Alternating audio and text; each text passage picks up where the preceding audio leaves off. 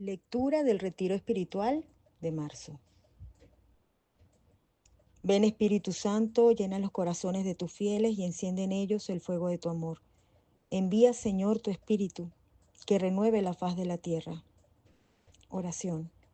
Oh Dios, que llenaste los corazones de tus fieles con la luz del Espíritu Santo, concédenos que guiados por el mismo Espíritu sintamos con rectitud y gocemos siempre de su consuelo. Por Jesucristo nuestro Señor. Amén.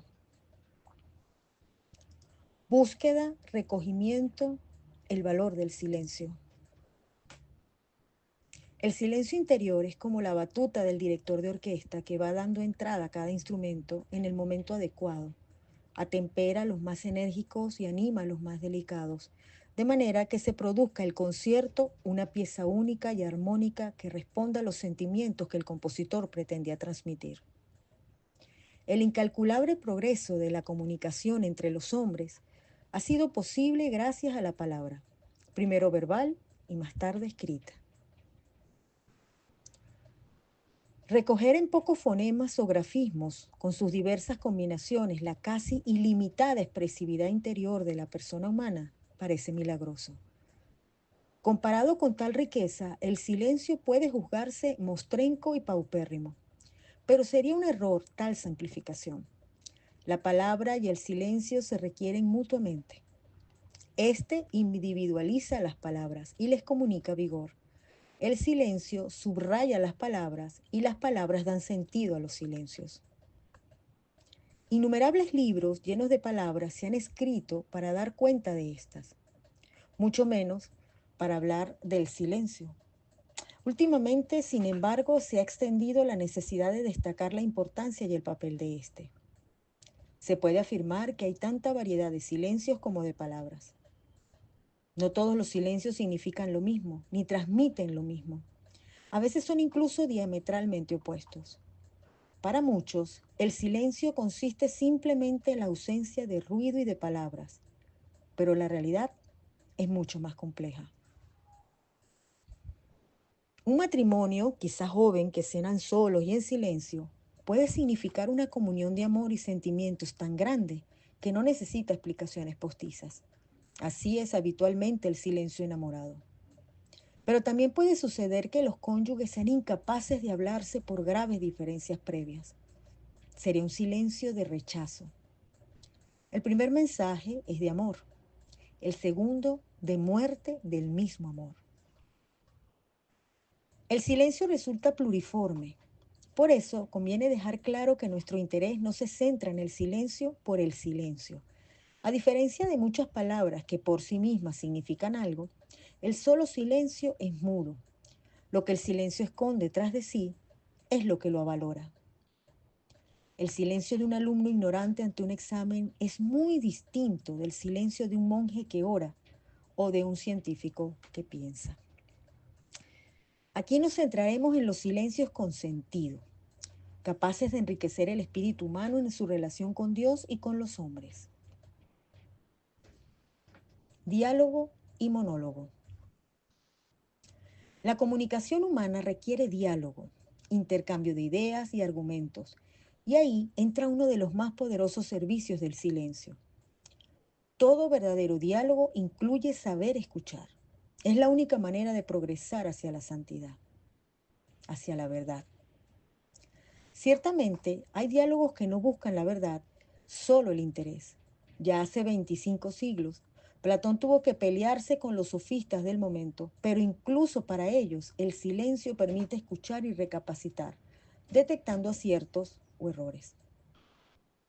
Incluimos en la categoría de diálogo no solo el verbal, sino también el escrito.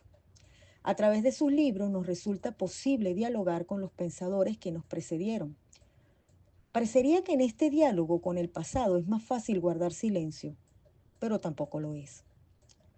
Por citar un ejemplo, ¿cuánta gente oye la palabra de Dios en la liturgia de los domingos y la olvida inmediatamente porque no la escucha? Ha faltado el silencio capaz de acoger la palabra y su mensaje. El gran enemigo del diálogo y del silencio es el monólogo, una actitud que da vueltas sin cesar en la mente. a unas pocas ideas, impermeabilizando el entendimiento para escuchar a los demás. Al hablar de la oración como diálogo con Dios, se entenderá mejor el problema del monólogo interior que satura la mente de tantos recelos, resentimientos, envidia, susceptibilidad o también las ensoñaciones vacías, la imaginación dejada a su arbitrio, los proyectos utópicos, forman parte de aquel monólogo interior que acaba o en desaliento y amargura o bien en pérdida de tiempo y energías. Así escribe San José María Escrivá en Camino. Qué fecundo es el silencio. Todas las energías que me pierdes con tus faltas de discreción son energías que restas a la eficacia de tu trabajo. Silencio y sensibilidad. En el diálogo humano, el silencio es, no pocas veces, la única conducta adecuada.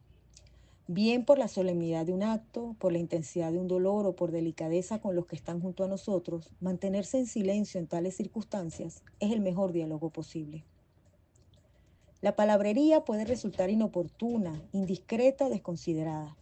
Asimismo, el silencio ante posibles defectos ajenos, de presentes o ausentes, es la mejor muestra de caridad y respeto. Quienes piensan solo en sí mismos no valoran la repercusión de sus palabras. Volviendo a los enamorados, para ellos la presencia es mucho más importante que las palabras. Los que están enamorados amasan silencio sobre silencio para gozar de lo que no puede decirse porque las palabras resultan cortas. Ante los sentimientos en juego, las palabras son una superficialidad y es precisamente ese silencio lo que les permite intuir los deseos e intenciones de la persona amada. De la misma manera, toda mirada profunda reclama silencio. Un conocido dicho popular exclama: callen, que no veo. Y no es ninguna simpleza. No se puede mirar con profundidad, interiorizando lo que se ve y descansando el alma en ello. Si la mente, el cuerpo o el ambiente que nos rodea se encuentran alterados, estridentes, faltos de sosiego y de paz. Una mirada tal siempre es minuciosa. Valora los detalles, descubre luces nuevas en las cosas de siempre, a veces incluso cierra los ojos para atesorar lo visto.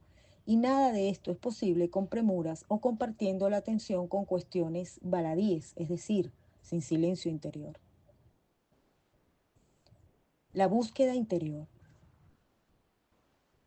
El silencio interior, aquel que depende del sosiego del corazón, no del exterior, no es fácil de alcanzar. En primer lugar, porque uno de los límites de una sociedad tan condicionada por la tecnología y los medios de comunicación es que el silencio se hace cada vez más difícil. Como observa San Juan Pablo II en su carta apostólica Rosarium Virgines Mariae, en el número 31.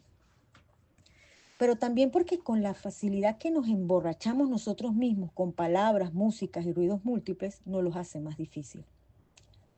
La filosofía de la distracción ha invadido la conducta de masas enteras de hombres, impidiéndoles pensar por sí mismos. Es habitual mantener largos monólogos repetitivos, como señalamos antes, y hay que aprender a detectarlos y a abortarlos. De ahí la recomendación de San José María Escrivá. Me bullen en la cabeza los asuntos en los momentos más inoportunos, dices. Por eso te he recomendado que trates de lograr unos tiempos de silencio interior. Surco número 670. A temporadas puede ser costoso, pero su fruto inmediato es una frescura de pensamiento y una salud mental envidiables. Y cuando madura, ese tiempo acaba convirtiéndose en silencio creador. El silencio interior es el umbral del encuentro con nosotros mismos, condición indispensable para el encuentro con Dios. Pero antes de eso, la contemplación del arte, el conocer con hondura a las personas, disfrutar de las pequeñas alegrías de la vida, requiere de cada uno mortificar el monólogo interior. El silencio con el propio yo hace posible un encuentro con el mundo y con la gente, sin afanes utilitaristas. Y entonces tal encuentro se convierte en un disfrutar generoso y desinteresado de las personas y de los bienes que Dios ha puesto a nuestra disposición en el mundo.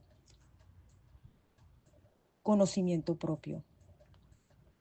La consecuencia más destacable del silencio interior es el propio conocimiento, cuestión difícil donde las haya. Conocerte y conocerme, solicitaba San Agustín a Dios, y no es pequeña sabiduría.